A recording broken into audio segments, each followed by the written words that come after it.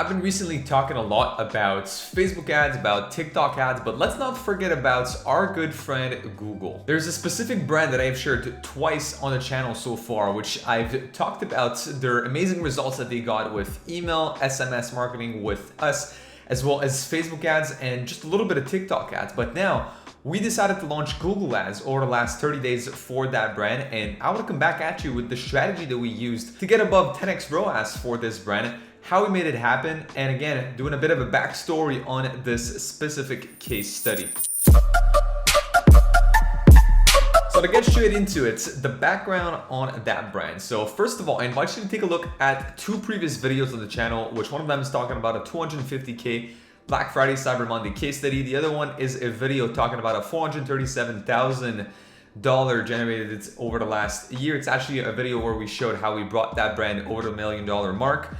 And basically, to kind of sort of reiterate that for today, those were the results for the Black Friday period that we had last year with that brand. So generated a bunch of revenue from both, again, Klaviyo as well as Facebook ads. And then essentially with that video posted in April, we were able to attribute back to ourselves over $436,000 from their overall revenue across the last 12 months, meaning about 43 to 44% of their total overall store revenue. So in the last 30 days, so in June actually, we started running Google ads for that brand. So the overall ROAS for the month of June was 10.52 for $1,750 spent on the platform. So $1,750 spent brought them back over $18,407.78. So pretty small budget overall for the platform. Again, it was the first month that we were experiencing the platform with them. So we wanted to start slow but steady. We were already spending,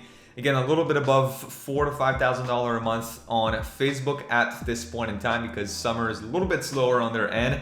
So 4 to 5K per month on Facebook side of things, and now added about another 2K-ish on Google, or at least that's the plan at the moment. We've already started scaling a little bit the budget over the last couple of days. So what was the strategy used for that brand? Well, let's keep in mind that this is a brand that we've already found success on other channels. So we've already found success on paid ads and paid social marketing. So we found success with Facebook ads, and so did we with email and marketing. So client acquisition was pretty set already.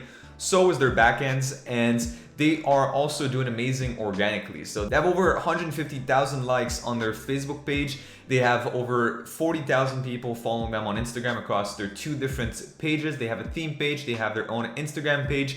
So their audience is pretty well built, and they've done a good job maintaining that audience. So they have a very strong community, and it simply made sense for a brand in their position that was already pretty established, that were already getting a lot of direct traffic per month, and also about their fourth biggest traffic source was already search. So looking at that, it was only natural to start with branded search, which I'm not gonna sit here and say this is all us. Branded search is just very easy to get results for. If you go back to the results, the branded search campaign itself generated 17.4 ROAS. So it was obviously the best campaign out of the bunch. And with usually most brands, branded search is always the best. So I'm not gonna sit here and talk to you about the strategy behind that. It's very simple, it's branded search. So we just target keywords for the brand itself. So their brand name or specific combinations of keywords that they use, a lot within their product names, but that was basically it, branded search. Now, second thing I wanna mention is that all the campaigns are geo-locked on a single Canadian province. So why am I mentioning that? Well, you're gonna see that in our strategy for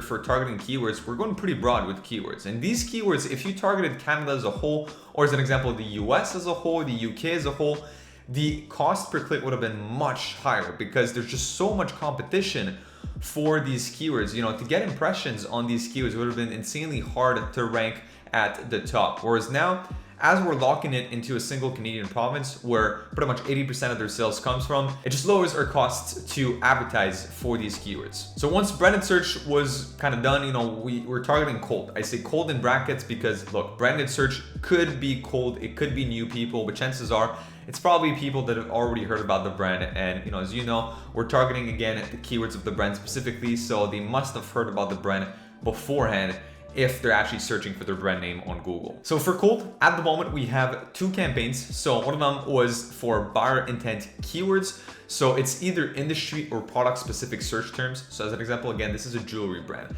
So it could be something as simple as necklace or as a stainless steel necklace or water resistant necklace or water resistant bracelet. So terms again of just product keywords, but also combinations of an attribute or benefit of that product with the actual keyword itself. And as I said earlier, those may sound like very broad terms, and they are, to be quite frank with you. But as we geo-locked the campaign, and that's what I strongly advise people do, again, in the US or even in the UK, is if you're actually watching that and you're in the US, usually there's about 2 to 3 states which most of your sales come from. Geo-lock your campaigns to that. The extra cost incurred by you wanting to target other states or other provinces is not going to justify the actual bump in results that you would get by locking into a specific province or territory. So I'm saying that, but obviously as we scale, we're going to have to extend the reach, because obviously there's just a limited amount of people searching for specific terms like these within a single province. So for sure at scale, we're going to have to open that up, but especially if you're just getting started and you have a budget like what I just mentioned in this video, which is a little over 50 bucks a day that they were spending on Google to, again, just get their feet wet.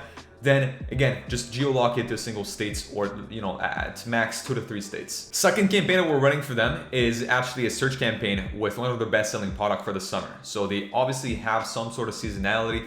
It's the same, pretty much anything in jewelry or in fashion has seasonality. So for jewelry, it's the type of jewelry. So usually all year round, what works best is rings. Rings is something that works great from January all the way up to December. There's no real moment where rings work best than others. It's pretty much an evergreen product.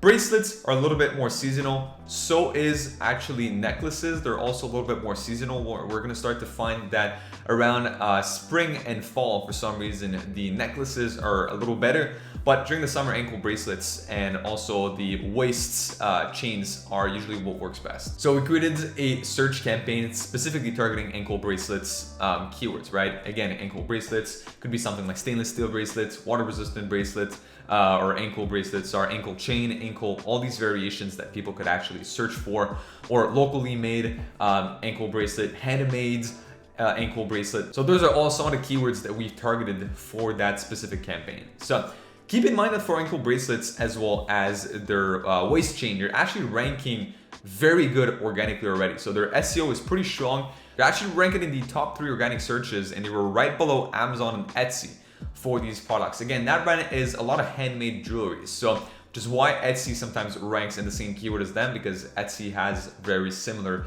style of products on their end, but they're actually ranking in the top 3 again between these 2 big giants right there. So not doing too bad, and this is why we actually wanted to target these keywords on the paid side of things too, to kind of help level things out. And if they're already doing good by SEO, chances are, we took an educated guess is saying that it's probably going to be the same thing with paid search. So what's coming up next for that brand? Well, actually, we're just starting to launch cold display ads. So display ads are usually used a little bit more for retargeting, but we're trying that out for cold right now with some of their products. We've already launched them actually in the last couple of days. They've only spent $30 yet and don't have any conversions.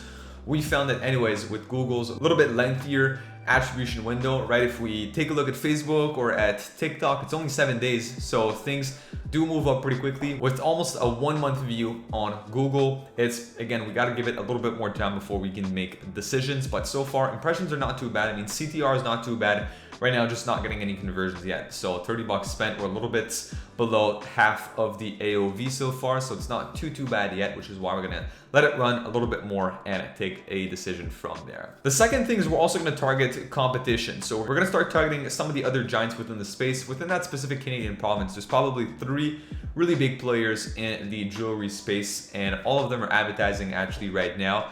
And from what we've noticed in our search, actually none of the competitors are running ads right now to target other competition keywords. It's something, again, we're kind of lucky in the Quebec-based market in Canada, which is what that case study is about for that specific client, that there are a lot of people who are advertising, not a lot of people that know what they're doing. Because for some reason in Quebec, we're actually always a little bit behind the US. You kind of find that across Canada as a whole, from what I've been seeing, is that usually if something hits the US, it'll take a couple months before it actually hits Canada. And Quebec, I feel like it's a little worse in some cases, which is why, like, right now, for some reason, just these strategies, like, look, people are a little bit behind. Not too long ago within that market, a lot of people were actually only running engagement campaigns. That's what it was all about. And if you look at very small countries or even third world countries, that's usually what people do in these countries. There's not a lot of conversion campaigns. People run campaigns for engagement. Well, it was pretty much the same thing in Quebec. A lot of people are actually running only engagement campaigns within that specific market, which we're seeing that, again, a lot of the basic strategies, a lot of competitions are not, a lot of competitors, they're not even doing that, which is why we're actually tapping into that for that brand. It's very easy to steal the traffic of these competitors. So that's what we're starting to do also right now. And the last thing is get on Pinterest. So our goal at the moment is to get ready for Black Friday. These guys, we hit it very hard last year for Black Friday. We more than tripled the revenue of the previous year, essentially last year, and we're ready to do the same again this year. And to do so, we need to explore more platforms, or else we're gonna start capping out some of the current platforms we're on. Pinterest is doing amazing right now for some of our other clients. So we have a very good case study that I might post soon on the channel for a fashion brand that we have on Pinterest in the UK.